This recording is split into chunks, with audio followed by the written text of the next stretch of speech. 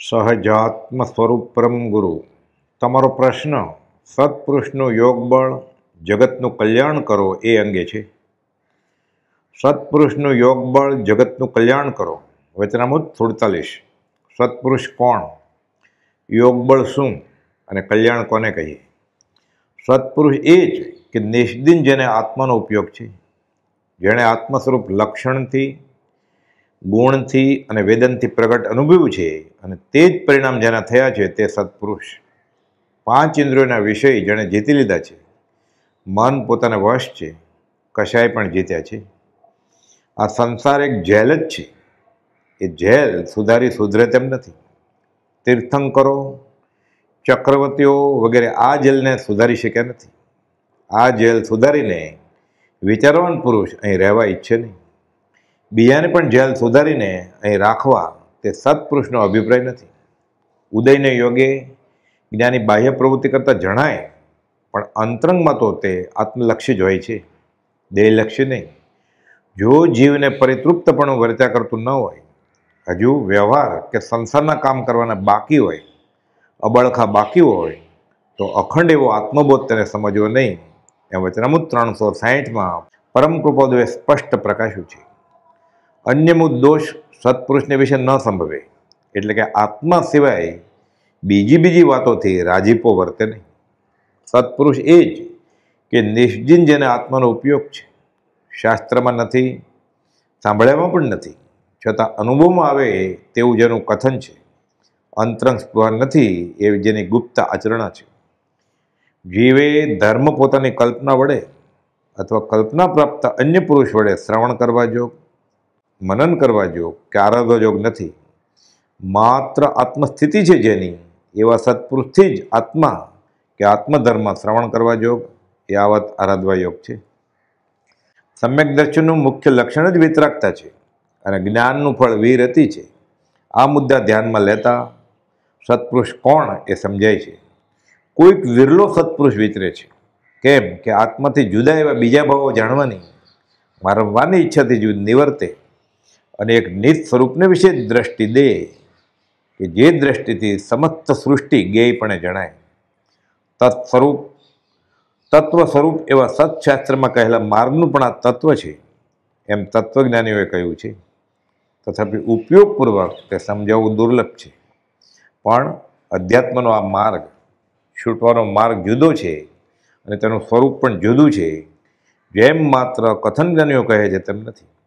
માટે વચનામૃત 631માં કૃપાલદેવે બોધ્યું કે ઠેકાણે જેને કાં પૂછે છે, કેમ કે તે અપૂર્વનો અર્થ ઠેકાણેથી પ્રાપ્ત થવા યોગ્ય નથી. સત્પુરુષની આ વ્યાખ્યા પ્રાથમિક મૂળભૂત ગુણો લક્ષ્યમાં રાખી તે અંગે વારંવાર વિચારી હવે યોગ બળ શું તે અંગે વિચારીએ. મોક્ષેન યુજ્યતે ઇતિ. યોગ એટલે સંધિ કે જોડાણ. મોક્ષ સાથે જોડે તે યોગ. જેની હાજરીમાં, જેના પ્રભાવમાં, જેના સાનિધ્યમાં જે કલ્યાણને માર્ગે જાય કે જેવા પ્રેરાય તે યોગ બળની વાત છે. શારીરિક કસરતના યોગ અને આસનોની અહીં વાત નથી. શરીર મજબૂત રાખવાની અહીં વાત નથી. આ યોગ 3 પ્રકારના છે: મનના યોગ, વચનના યોગ અને કાયાના યોગ. જ્ઞાનીની પ્રત્યેક ચેષ્ટા જ બોધદાયક છે. જેનું ફરી નિધિધ્યાસન થાય તો વૃત્તિ અંતર તરફ વળે.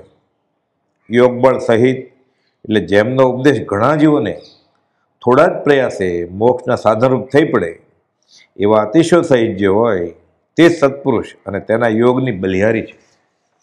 સત્પુરુષનું યોગ બળ મનોયોગ, વચનયોગ અને કાય યોગ સાચા આશ્રિતને આત્માર્થમાં બળ આપે છે, છેક સુધી પહોંચાડે છે.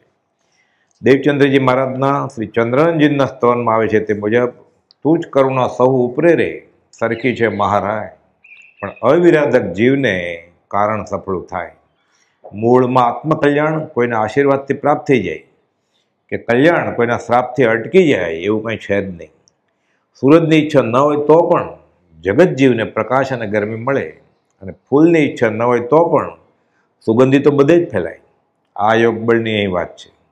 સત્પુરુષના આશય પ્રમાણે વર્તે, તેથી સત્પુરુષને રાજી કરવા જેવું જ થયું અને જીવનું કલ્યાણ હાથ વેતમાં છે.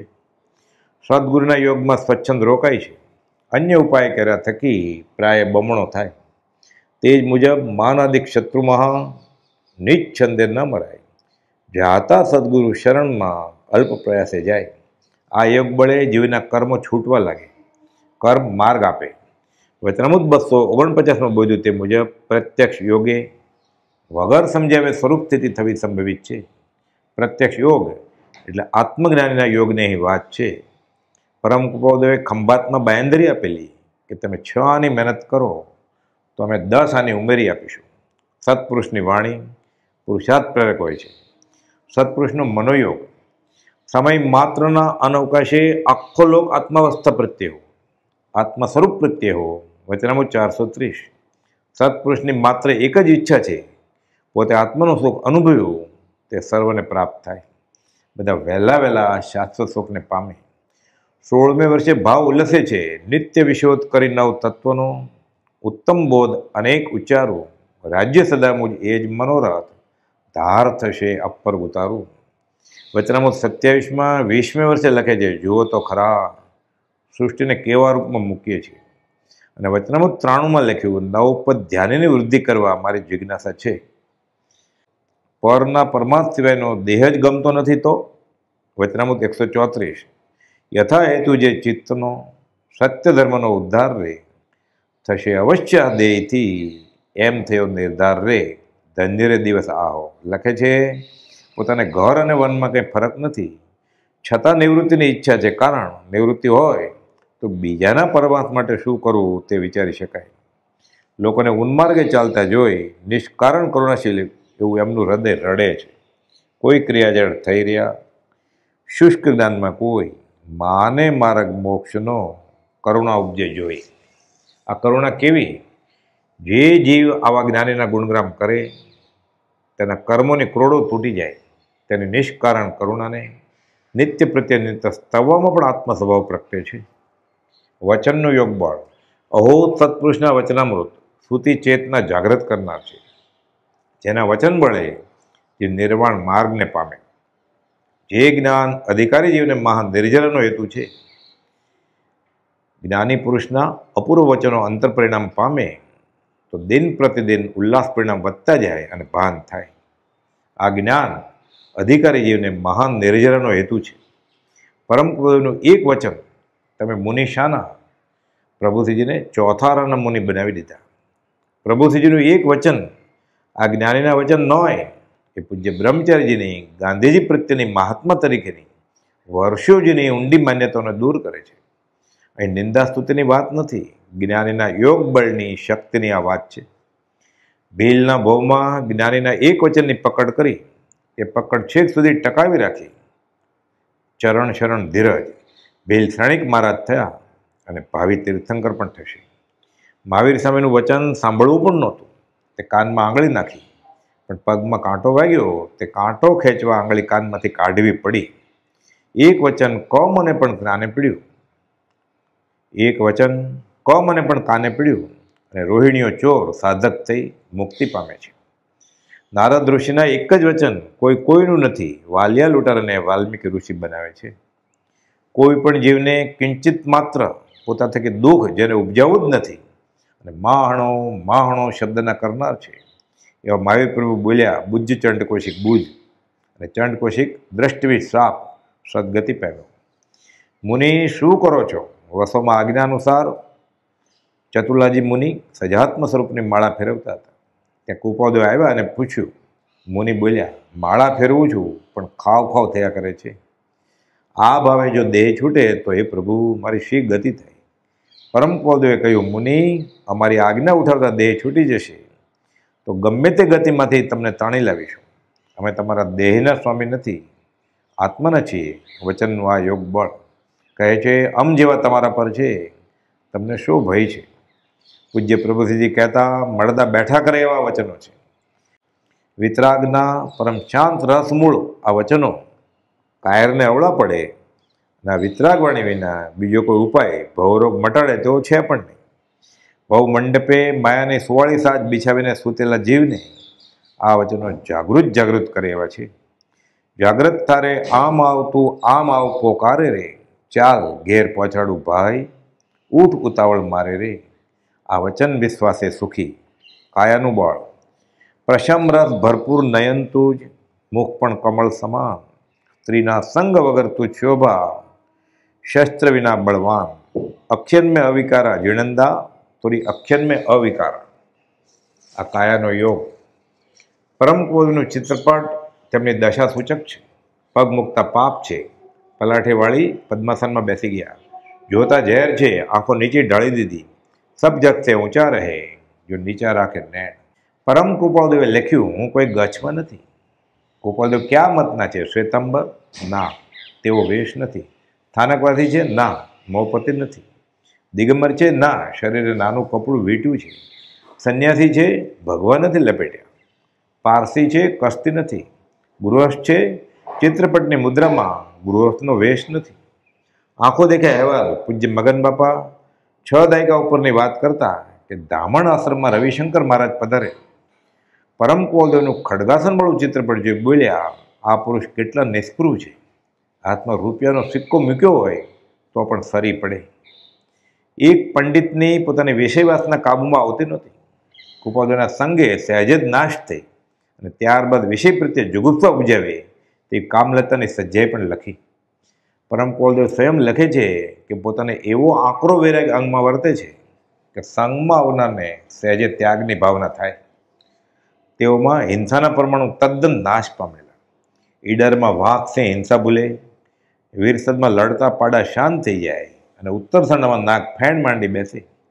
ઘોર ભયંકર વનવગડામાં રાજપ્રભુ ધરે ધ્યાન. વચનામૃત 172માં કૃપાળદેવે બોધ્યું કે આવા સત્પુરુષના મન વચન અને કાયાની પ્રત્યેક ચેષ્ટાના અદ્ભુત રહસ્યોનું ફરી ફરી નિદર્શન થાય તે સંકિત થવાનો સરળ માર્ગ છે. ઈશ્વરના ઘરનો મર્મ પામવાનો આ મહામાર્ગ છે. પૂજ્ય બ્રહ્મચારીજી અનુભવવાણી પ્રકાશતા કહે છે કે આપણને દેખાય કે ન દેખાય, પણ કૃપાળદેવની કૃપા કર્મની પેઠે અદ્રશ્યપણે કામ કર્યા જ કરે છે. આપણે તેની નજરરૂપી ક્ષેત્રજીમાં બેઠા છીએ. કહે છે, આ અંધાની વાત સુણજો સાહેબ દેખતા. પરમ કૃપાળદેવના યોગ બળે તેમનું સાચું શરણ લઈ ભક્તરત્નો ઉત્કૃષ્ટ સમાધિમરણ પામ્યા તે સ્થળ અને તારીખની સાબિતી સાથે આ કાળમાં જ બનેલી વાત છે. સત્પુરુષને તો સવિજીવ કરું શાસન રસીના ભાવ, કોઈ પામે મુમુક્ષુ વાત. વચનામૃતના પહેલા જ પત્રમાં લખ્યું, બોધું ધર્મદ મર્મ ભર્મ હરવા છે અન્યથા કામના. આ મનોયોગના બળની વાત. જ્ઞાનીના એક એક વચનમાં એક એક શબ્દમાં અનંત આગમ રહ્યા છે. મોક્ષમાળામાં મુખમુદ્રામાં જ લખ્યું કે બહુ ઊંડા ઉતરતા મોક્ષમાળા મોક્ષના કારણરૂપ થઈ પડશે. તત્વ જિજ્ઞાસા જાગે એવું એમ દૈવત રહેલું છે એમ હું સંભાવથી કહું છું. 12 વર્ષની ઉંમરે લખેલ પુષ્પમાળાના છેલ્લા 108માં બોલમાં કહ્યું કે આમાંના બોલો વિચારવાથી મંગળદાયક થશે. વિશે શું કહું? આ વચન યોગ બળની વાત થઈ. જ્ઞાનીની કાયા પર 45 આગમો લખેલા છે. ચરોતરના ચારામાં ફરી ઉત્તરસંડા વનક્ષેત્રે વિચરી ઈડર અને ધરમપુરના સ્મશાનમાં ધ્યાન ધરી ધૂણી દખાવી. એક કપડું છેડા ખભે ક્રોસ નગ્ન ભાવી અલિંગી દશા. આ ખડગાસનવાળા ચિત્રપટ સામે ફક્ત 5 મિનિટ ઊભા રહેતા ખ્યાલ આવે કે તેનો કાય યોગ, તેનો પ્રભાવ કેવો છે. હું અસ્થિર અસમાધિમાં કલ્પના જલ્પનાથી ભરેલ અનંત દોષનું ભાજન અવાચકપણે પ્રતિક્રમણ શરૂ થઈ જાય. હવે યોગ બળનો લાભ ઉઠાવવા એની કાયા જીન પડીમાં જીન સારખી કયું સૂત્રમાં ધાર. કાંઈ નહીં તો ચિત્રપટના દર્શન કર્યા કરવા. એના વચનો બીજાના બોલ ભૂલી જઈને જ્યાં ત્યાં જોવું પરભણી ભૂલી બોલ બોલવું પરાયા. અને તેઓનો મનોયોગ, ઓ દુષ્મકાળના દુર્ભાગ્ય જીવો, અહીં આવો. તમારી ત્રિવિધ તાપ અગ્નિ ટાળવા અમે અમૃત સાગર છીએ, કલ્પ વૃક્ષ છીએ, અમે પરમાત્મા સ્વરૂપ થયા છીએ. હવે પ્રભુજીજી કહેતા કે તારી વારે વાર થઈ જા તૈયાર. જેના વચન બળે જીવ નિર્વાણ માર્ગને પામે છે તે વચન વિશ્વાસે સુખી. હે રાજ, હું વચન વિશ્વાસે સુખી. અહો સત્પુરુષના વચનામૃત વચનયોગ, મુદ્રા એટલે ચિત્રપટમાં એનો કાયયોગ અને તેઓના ભાવ એટલે મનોયોગ, સ્વરૂપ પ્રતીતિ 4થું ગુણસ્થાનક, અપ્રમત્ત સંયમ 7મું ગુણસ્થાનક, પૂર્ણ વિતરાગ દશા 13મું ગુણસ્થાનક અને છેલ્લે અયોગી સ્વભાવ પ્રગટ કરી 14મું ગુણસ્થાનક. સાદી અનંત અવ્યા બાદ સમાધિ સુખમાં સ્થિતિ કરાવનાર છે. સત્પુરુષનું યોગ બળ, જગતનું કલ્યાણ કરો. ઓમ શાંતિ શાંતિ શાંતિ. સહજાત્મ સ્વરૂપ પરમ ગુરુ